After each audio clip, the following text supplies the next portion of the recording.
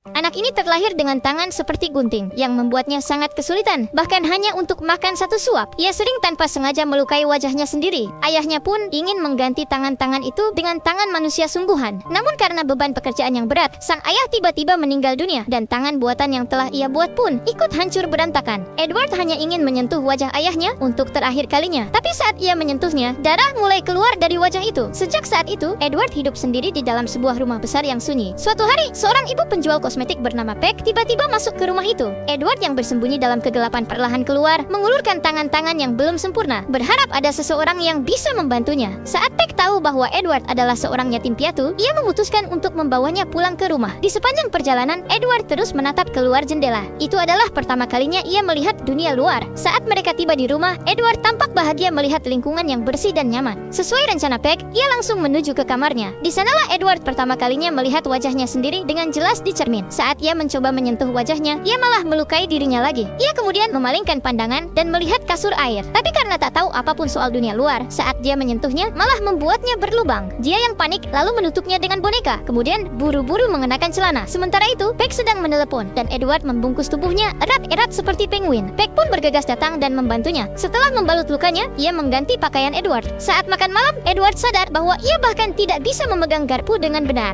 Saat ia mencoba menyuap satu butir kacang polong ke mulut, kacang itu malah jatuh. Peck menyemangatinya, dan ia pun mencoba mengoleskan mentega ke roti agar bisa makan dengan tenang. Keesokan harinya, Peck merias wajah Edward yang malah membuatnya terlihat seperti iblis kecil. Saat ia keluar rumah, ia melihat seseorang sedang memangkas tanaman. Ia menirunya dan berhasil membuat bentuk dinosaurus yang indah. Ketika suami Peck melihatnya, ia terkesan dan meminta Edward untuk memangkas rambut keluarganya. Kemudian, anak laki-laki mereka membantu Edward mencuci tangan guntingnya. Tuan kebun Peck lalu mengadakan pesta, di mana para tamu berjabat tangan satu persatu. Tapi mereka berhenti saat tiba di Edward. Setelah itu, Edward memanggang daging dengan gaya unik menggunakan tangannya. Tiba-tiba, seorang pria tua datang dan berkata, "Aku terkena pecahan bom saat perang. Sejak saat itu, aku tak bisa merasakan apapun." Saat itu juga, Peck menyuapinya es krim. Satu persatu, para wanita pun mulai menyuapi Edward dengan makanan masing-masing. Dan momen itu menjadi pengalaman pertama Edward merasakan cinta.